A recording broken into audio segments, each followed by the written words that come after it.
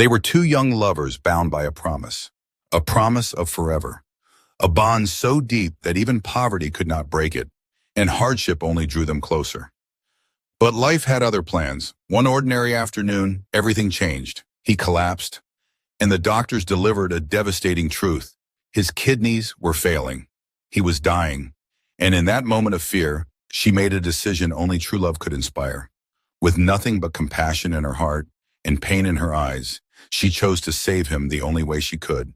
She gave him her kidney, half of her life, placed inside him.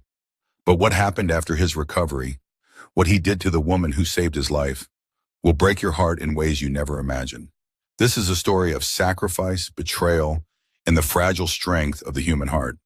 So settle in as we dive into this emotional, moral, soul-stirring journey. But before we begin, don't forget to like, share, and comment. And if you're just joining us, please subscribe so you never miss our heartfelt stories. Let's dive in. Love has a strange way of choosing the most unlikely people. And for Jane and Femi, it bloomed in a place where life was hardest, inside a tiny one-room apartment at the edge of a noisy Lagos slum. The room had cracked walls, a rusted ceiling fan that groaned whenever it spun, and a small window that barely allowed in sunlight. Yet in that small corner of the world, they found something bigger than themselves. They found each other. From the first day they met at the community borehole, carrying buckets of water, there was an instant connection. Femi, always smiling, always full of dreams, offered to help her lift her bucket. Jane, shy but warm-hearted, thanked him with a small smile. From that simple gesture, a bond began, one that grew stronger with every shared struggle. Femi had no job and lived from hand to mouth. Jane sold recharge cards, washed clothes for neighbors, and sometimes cleaned stalls in the market. Their income was small, unpredictable, and barely enough to keep hunger away. But none of that mattered when they were together. On warm nights, when NEPA took light as usual and the whole street fell into darkness, they would sit outside on a broken wooden bench watching the moon. They would talk for hours about life and their shared dreams. Jane, Femi would say, pulling her close, "One day I'll become a man you'll be proud of." She would smile, resting her head on his chest. "You are already that man. We may be poor, but with you, I don't feel poor." It was on one of those nights, under the dim moonlight, with the distant sound of generators humming across the neighborhood, that Femi made a vow that carved itself into Jane's heart forever. "If you die, I die. If you live, I live. I swear on my life, I'll love you till the end." And Jane, with tears in her eyes, whispered back, "Forever, Femi. Nothing will break us." They sealed it with a kiss that tasted of hope and desperation. But life is unpredictable, and love alone does not stop hunger. Days turned into weeks, weeks into months, and their struggles deepened. Femi still couldn't find steady work. He would go out every morning with his worn-out CV tucked into his pocket, returning home with tired steps and a sad smile. "No luck today," he would say. Jane always acted strong. "Don't worry. God will provide. We will be fine." Some days they shared a single loaf of bread. Other days they went to bed hungry. But even in hunger, they found a way to laugh. Laugh about the landlord who knocked like a police officer. Laugh about the rain leaking into their room. Laugh about how their fried plantain never tasted the same twice. Their joy came from holding each other, whispering dumb jokes, and dreaming of a better future. Despite the hardship, Jane remained Femi's biggest supporter. She encouraged him to keep pushing, keep applying, keep believing. And Femi adored her with every bit of his soul. Whenever she returned tired and dusty from a long day of hustling, he would massage her feet, rub her shoulders, and remind her that she was the best thing in his life. "Jane, if love was money, we'd be billionaires," he would say, making her laugh. It was simple, humble, imperfect, but it was love. One late afternoon, everything changed.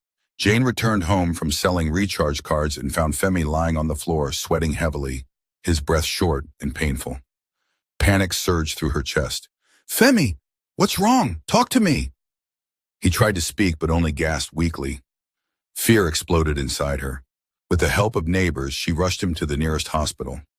Jane held his hand tightly as they entered the emergency room. her heart racing. The nurses took him inside, and she paced outside with trembling legs. She prayed, she cried. She begged God not to take the only person who made life bearable. After what felt like a century, the doctor finally came out. His expression alone shattered her. "Miss, your partner has a severe kidney problem. Both kidneys are failing." It felt like the room spun. "Doctor, what do you mean failing?" she whispered, her voice breaking. The doctor sighed sympathetically. "He needs dialysis immediately, and eventually a transplant." Jane felt her knees weaken. A, a transplant? "Ah, doctor, how much is that?"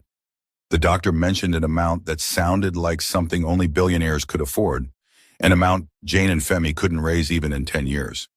She burst into tears. "No, no, no, please, doctor. There must be another way."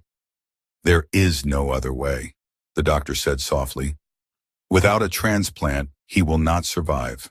The words hit Jane like a hammer. He will not survive. He will die. Her heart clenched as she stared at Femi through the glass window, weak, unconscious, pale. This was the man who promised to Dawn if she died. This was the man she planned a future with. This was her everything.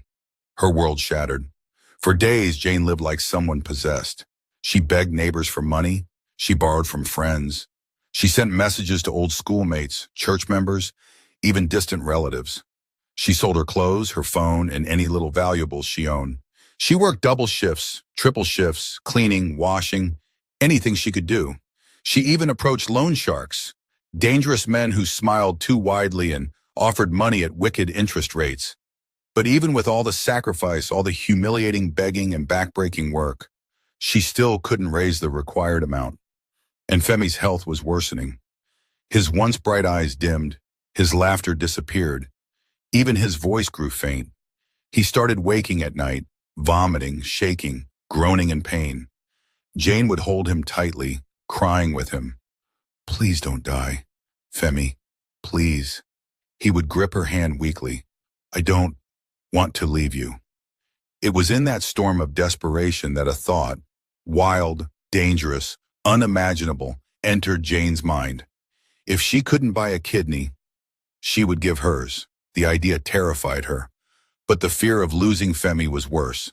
She cried for hours, thinking, questioning, trembling, but the conclusion remained the same. She couldn't let him die. Not Femi, not the man she loved more than herself. When she finally told the doctor her decision, he looked at her in shock. "Do you understand the risks? Donating a kidney is not a small matter." "I understand," she whispered. "But I choose him." Her parents objected violently. Her friends called her insane. Even some nurses urged her to rethink. But Jane had made her decision in the deepest part of her soul. Her life was tied to his, and she would save him. Even if it meant losing herself. The hospital smelled of antiseptic and heartbreak. Jane sat in the cold hallway, her fingers trembling as she clutched Femi's shirt. The shirt she had removed when he collapsed at home. It was still damp with sweat, still carrying the warmth of the man she loved more than her own life. Inside the ward, doctors moved around Femi's bed with urgency. Machines beeped rhythmically, each sound stabbing Jane's chest like a blade. She prayed silently, desperately, her lips shaking. "God, please, please don't take him. Take anything else, but not him." Minutes passed like years. A nurse finally walked toward her. "The doctor will speak with you shortly. Please calm down." Calm? How could she be calm when Femi's life dangled by a thread? Her mind replayed the moment she found him on the floor, his body curled, his lips pale, his breath shallow. She thought he was dying. She thought she had lost him. The fear still squeezed her chest uncontrollably. When the doctor finally approached, Jane stood so fast her legs almost buckled. "How is he, doctor? Talk to me, please," she begged, her voice cracking. The doctor took a breath, his expression serious. "He is conscious now, but very weak. We ran tests and the results are concerning." Her heart stilled. "Concerning? How?" "His kidneys are failing. Both of them," the doctor said gently. "It's a condition that has likely been progressing for months." Jane felt her whole body go numb. Kidneys? Failing? But he was fine. He only complained about being tired sometimes. He was fine.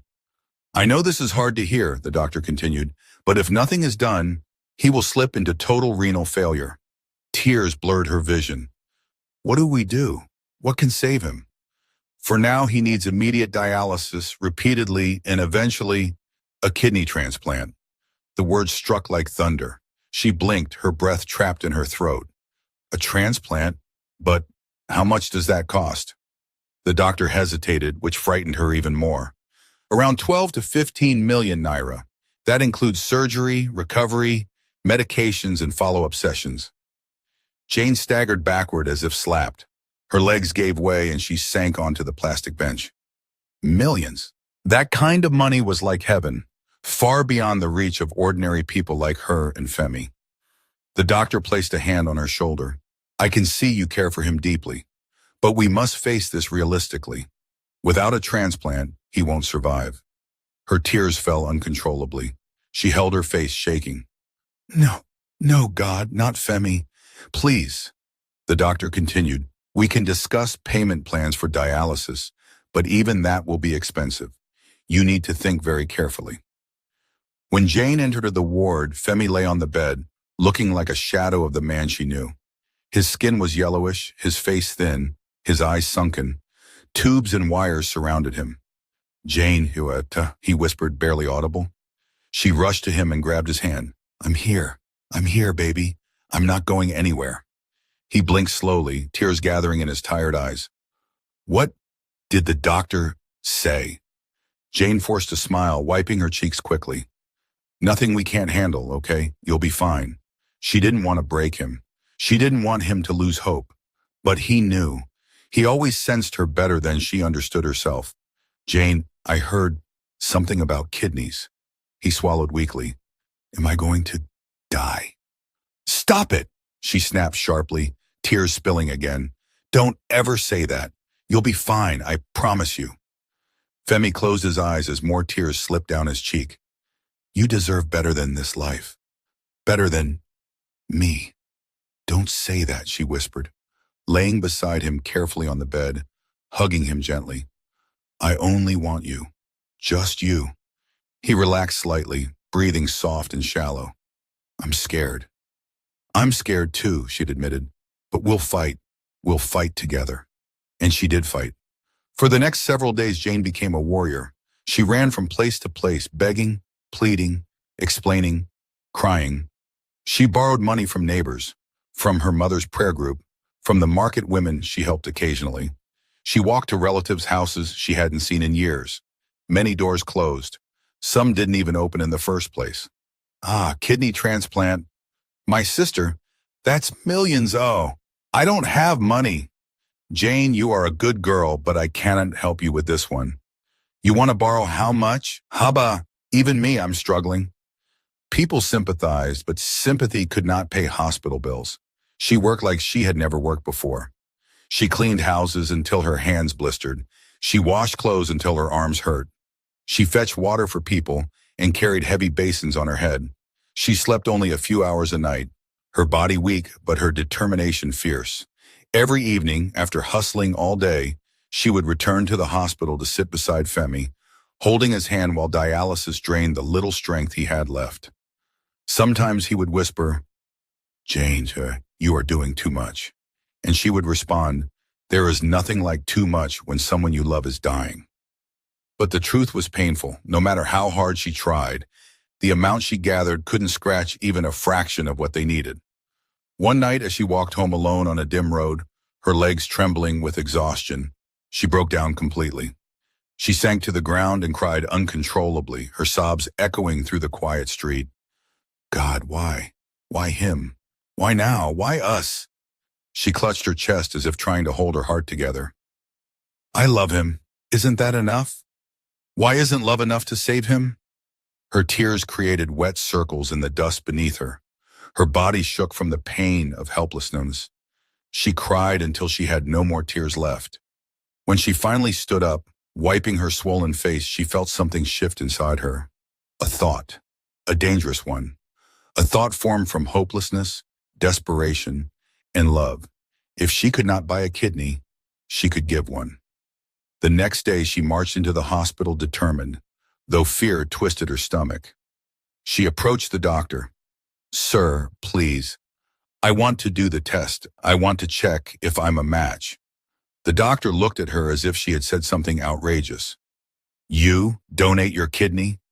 "Yes," she replied firmly. "You do understand what you're saying, right? This is not blood. This is a vital organ. You will live with one kidney for the rest of your life." "I know," she whispered. He studied her face deeply. "Do you have family? Who will support you? Who will take care of you if complications arise?" Jane swallowed painfully. "I will take care of myself. I don't need anything. I just need him to live." The doctor sighed. "You should think." "I have thought," she cut in, "all night. I made my decision." Her parents were furious when they found out.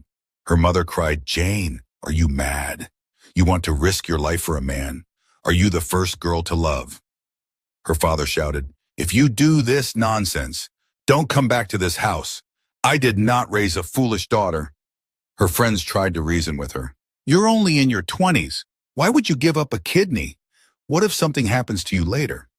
You're doing too much. You can find another man." But Jane remained unmoved. She lived in a body, yes, but her heart belonged to Femi, and she knew she could never live with herself if he died while she did nothing. She told them all, "If I die saving him, I die knowing I did the right thing." Even Femi, when he found out, panicked. "No, Jane, don't do this. I can't let you risk your life for me." She cupped his face, tears running freely. "Let me save you, please. I can't watch you die." He shook his head weakly. "But you're all I have. If anything happens to you," she leaned her forehead against his, "then don't let me lose you either." And with that painful, emotional moment, her fate was sealed. Jane began the tests. She prayed with every heartbeat, and when the results came back, she was a match. The same blood, the same rare compatibility, the same lifeline he desperately needed. She wept, not out of fear but gratitude. "Thank you, God," she whispered. "I can save him." But she didn't know that the greatest pain of her life was still waiting ahead. The morning of the surgery arrived like a cold storm. Even the sky seemed to mourn, covered with thick gray clouds. Inside the hospital, the hallways buzzed with quiet urgency, nurses moving quickly, stretchers being wheeled past, machines beeping in the distance. Jane stood in front of the theater room, trembling uncontrollably. She wore the thin hospital gown they gave her hair tied back, her face pale from stress and sleepless nights. She had barely eaten in days. The fear in her stomach twisted painfully, but she pushed it down. She wasn't here for herself. She was here for Femi. Before she was taken into the operating room, Femi was wheeled beside her. He looked weak, frail like a child, his eyes sunken, his skin pale.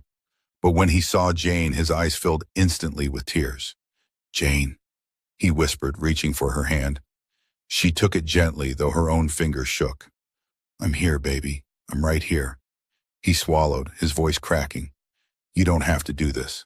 Please. I don't want to lose you because of me." Waste squeezed his hand, tears falling freely. "You won't lose me. I'll survive, and so will you. We promise forever. Remember?" He nodded weakly, but his tears flowed. "You're the best thing that ever happened to me.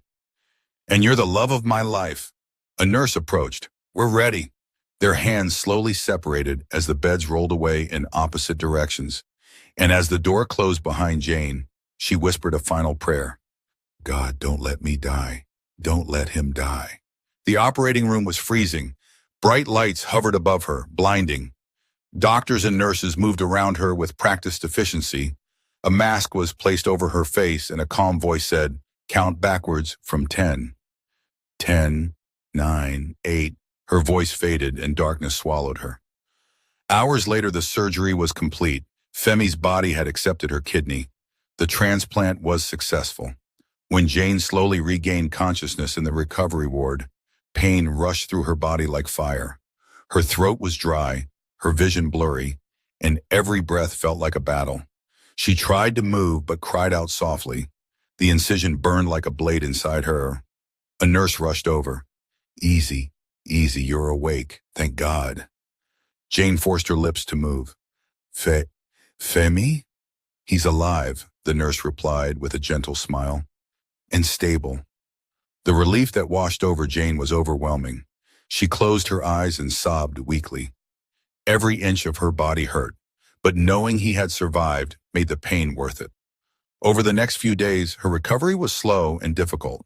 Standing felt like climbing a mountain. Walking to the bathroom required assistance.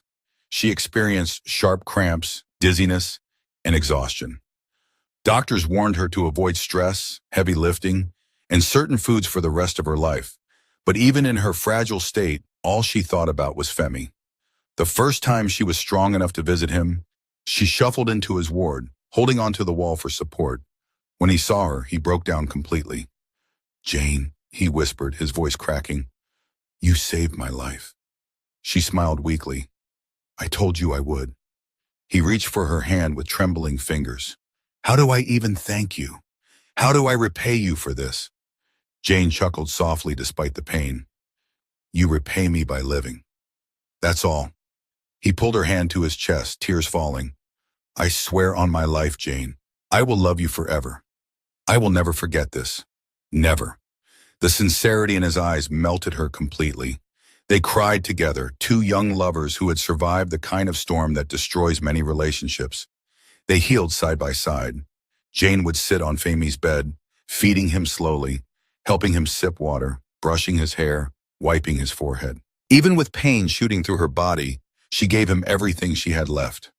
Sometimes he would shake his head and whisper, "You should be resting." "Why are you helping me?" And she would smile, "Because half of me is in you. I have to make sure you're okay." He would laugh through his tears and pull her into a careful hug, mindful of her stitches. Their families, neighbors, church members, even the hospital staff were moved by her sacrifice. Some called her an angel. Others said such love rarely existed. And for a moment, for a beautiful period of time, their love truly felt unbreakable. When they were finally discharged weeks later, they stood together outside the hospital doors, the sunlight warm on their faces. Femi held her hand tightly and whispered, "This is our second chance, Jane. I will never forget what you did for me. You're my everything, my life, my heart." Jane smiled, her eyes soft with hope. "We survived the worst. Nothing can break us now." She believed it. Her heart believed it. Her scar believed it. Little did she know, the future held a heartbreak far deeper than the blade that cut her open. Life after the transplant felt like a miracle at first. For the first time in months, Femi was gaining weight, smiling more and breathing without pain. The yellow tint on his skin slowly disappeared. His energy returned. He laughed easily again. He walked without struggling. Every improvement filled Jane with joy. Joy so deep she felt her sacrifice had finally paid off. They returned to their little one-room apartment, but everything felt new. They cooked together. They prayed together. They held each other at night, whispering about their future, the children they would have, the wedding they would plan when money finally came. They dreamed loudly, confident that God had given them a second chance. One evening as they ate together on their tiny plastic table, Femi held her hand and said warmly, "Jane, you gave me life. I will spend the rest of mine making you the happiest woman alive." Jane beamed. She believed him. She trusted him with every beat of her heart. Months passed and blessings began to pour in. Femi applied for jobs again. Batom, Sayin, this time with renewed confidence and strength. He attended interviews looking sharp, groomed, and healthier.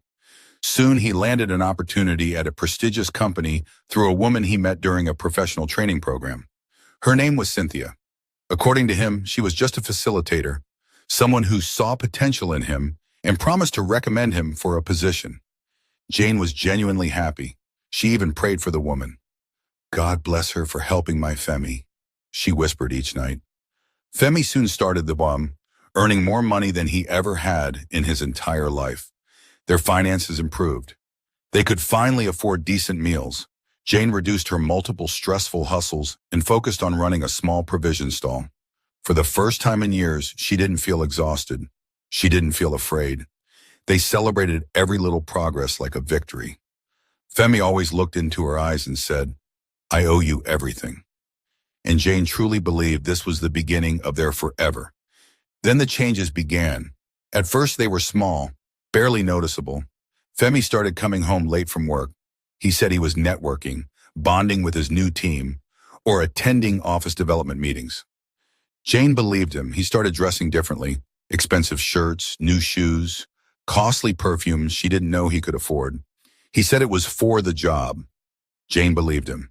He became protective of his phone. He changed his password. He turned off notifications. He answered calls on the balcony. He said it was office policy. Jane still believed him. But the distance grew, the warmth faded, the kisses became quick pecks, the hugs became stiff, the smiles became forced.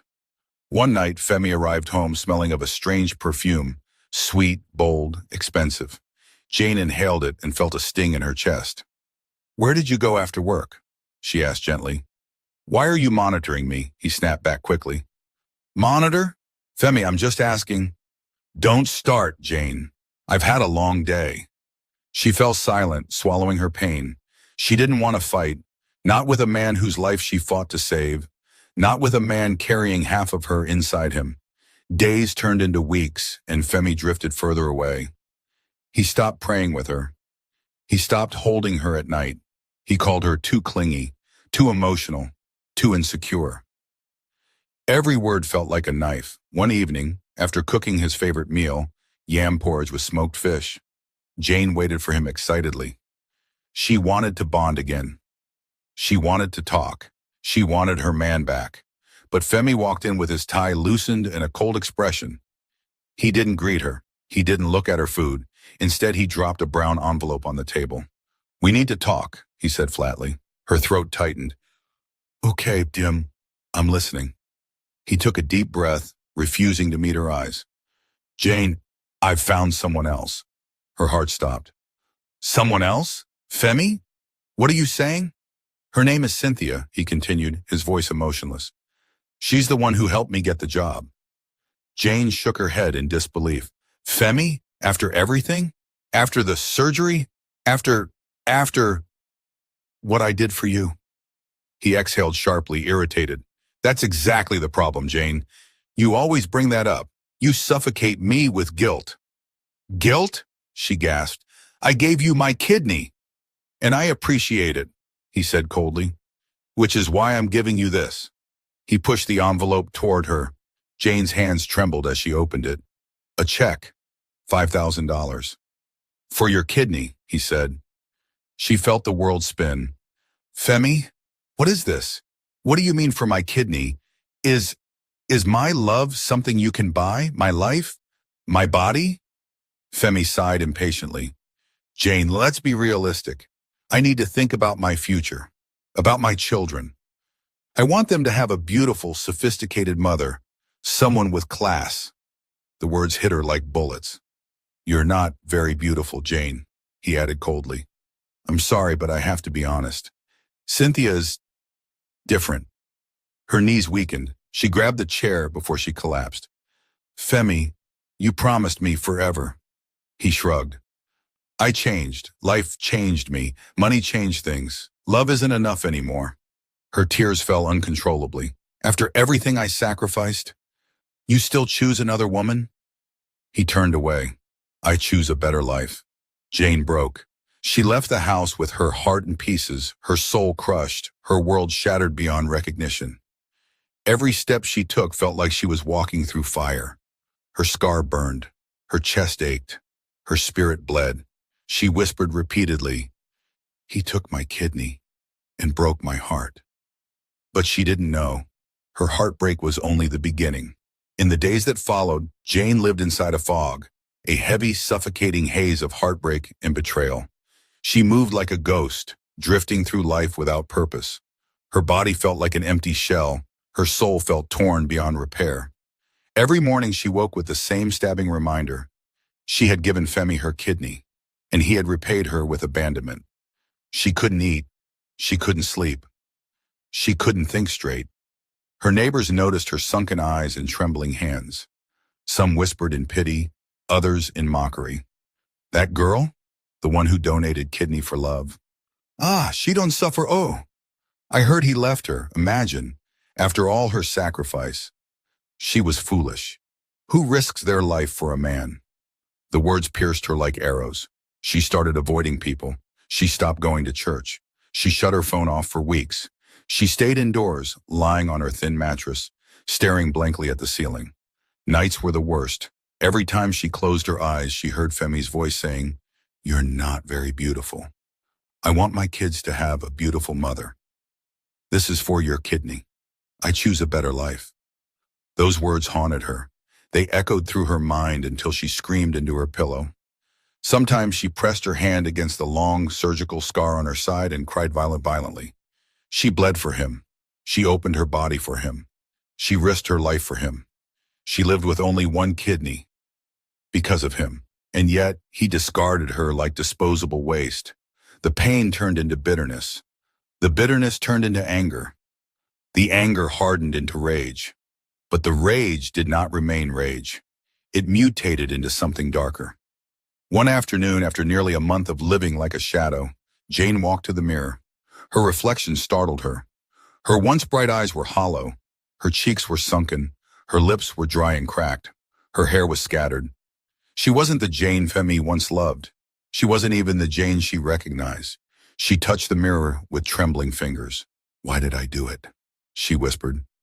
"Why did I give him my kidney? Why did I love so blindly?" Her eyes filled with fresh tears. "He has part of me in his body, and yet he threw me away." The thought twisted inside her like a knife. "He doesn't deserve that kidney," she whispered. "He doesn't deserve to live with it." Her breath trembled violently. Her chest rose and fell rapidly. "No, he doesn't deserve to breathe because of me and give that life to another woman." Because that was exactly what he was doing. Living happily, flourishing, glowing, enjoying success, planning marriage with someone else, while she lived with one kidney in a shattered life. Something broke inside her. She whispered a line that sealed her transformation. "If he took life from me, I will take life from him." The decision grew roots inside her. Dark roots, vengeful roots. She began planning. She knew exactly where he lived. She had lived with him. She knew his routine, his workplace, his work hours. She knew exactly when he would be home. She also knew where to get what she needed. That week, she went to a notorious neighborhood at the edge of the city, a place where desperate people went to buy things decent people shouldn't buy. Her heart pounded as she approached the small, dimly lit shop tucked between two abandoned buildings. Inside, the air smelled of smoke and danger. Men sat on wooden stools, their eyes watching her silently. A rough-looking man leaned back and smiled dangerously. "Fine girl. Wettin' you want?" Jane swallowed hard. "I need a gun." The man raised his eyebrow. "You want rob or you want kill?" Jane's voice came out cold and steady. "I want to kill." The men stared at her, surprised at the calmness in her tone. "No shaking," the man murmured. "Follow me." Within minutes, the illegal deal was done. Jane walked out of the dark shop with a small metal weapon wrapped inside a black nylon bag. Her hands shook as she held it, but her heart felt disturbingly calm. Calm and cold. That night, Jane sat on her mattress, the gun in her lap. She stared at it for hours.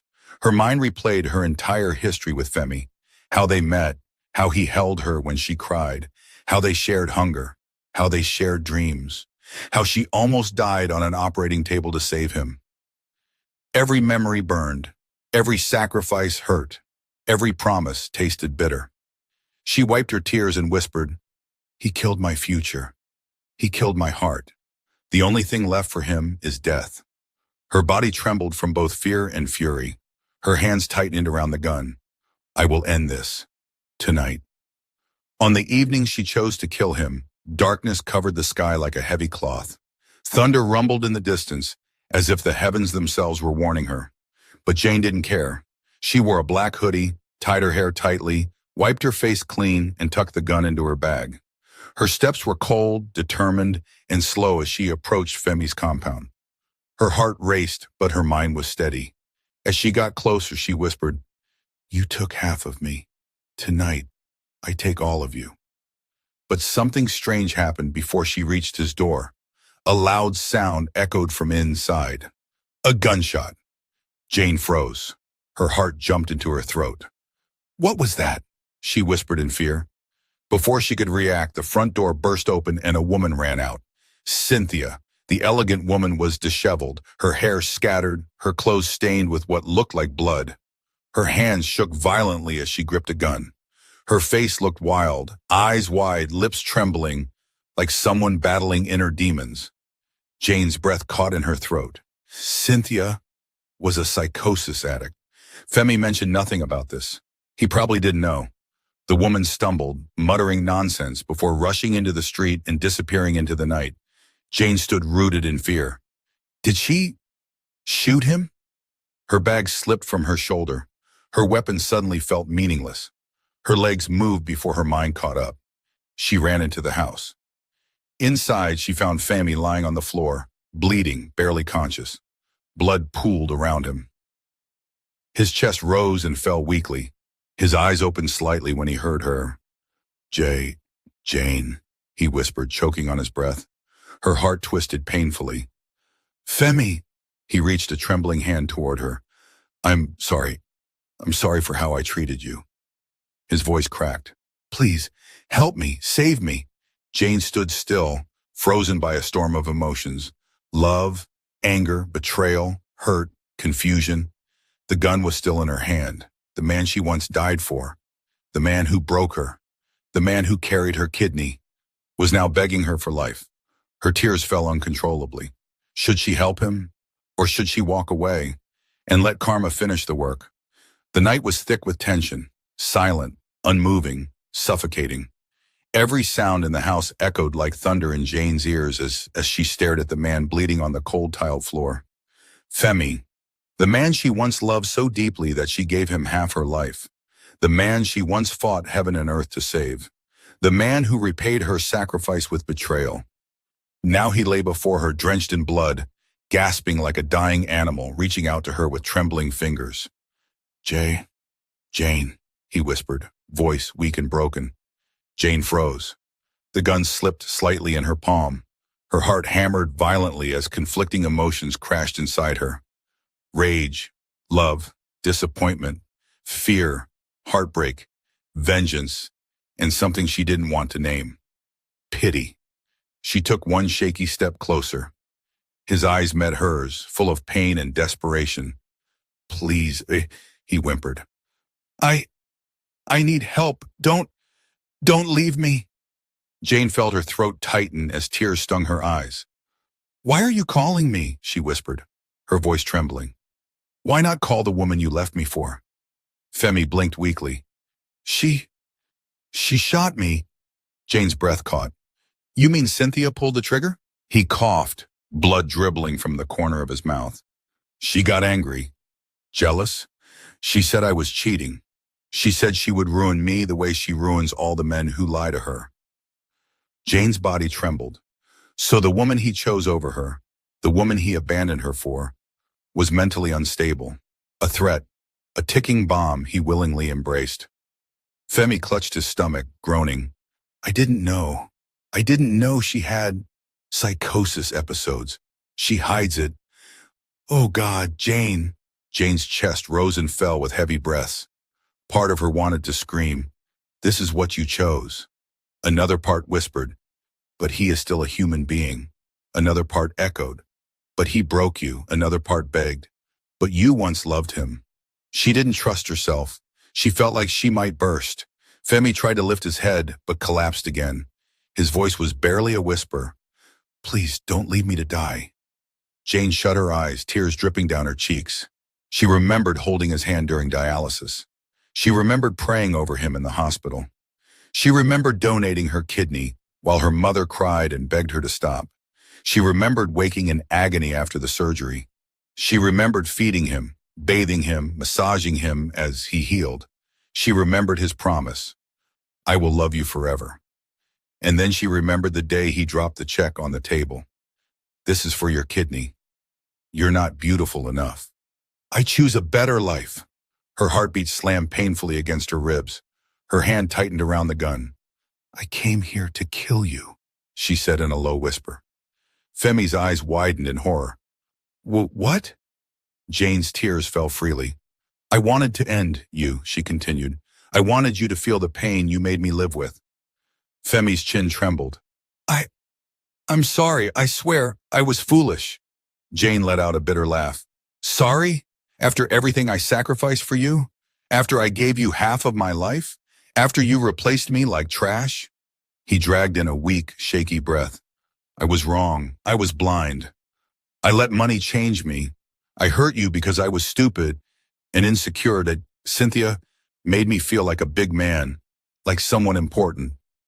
Jane scoffed. So you destroyed me to feel important? No, his voice cracked. I destroyed myself. He tried to reach for her again, but his arm dropped halfway. His strength was fading. His breath grew shallower. The pool of blood beneath him spread wider. Jane felt panic surge through her chest. She wasn't expecting this. She wasn't ready for this moment. She thought she wanted him dead. She thought vengeance was the end of the road. But now, standing over him, watching him slip away, something inside her shook violently. Her grip on the gun loosened. Jane, he rasped, voice barely audible. I regret everything. Please, if you ever loved me, don't let me die like this. His eyelids fluttered. Jane's heart twisted painfully. If you ever loved me, she did, and that was the problem. She loved him too much, more than she ever loved herself. She knelt slowly beside him, her tears falling onto his shirt. Why, Femi? She whispered, voice breaking. Why did you throw us away? Why did you choose her? Why wasn't I enough? Femi's tears mixed with his blood. You were more than enough. I was the one who wasn't enough. I didn't deserve you.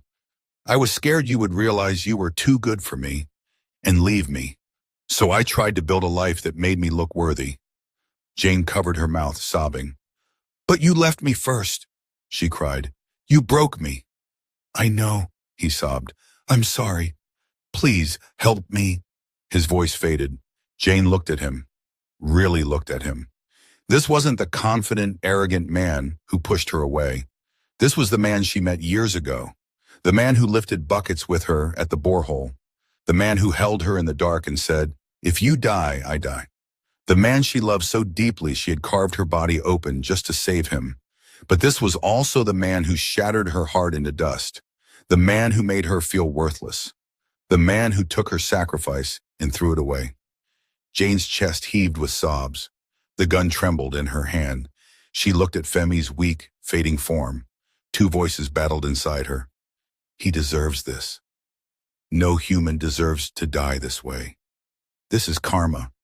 But you are not karma. Let him die. Save him, Jane. You are not a killer.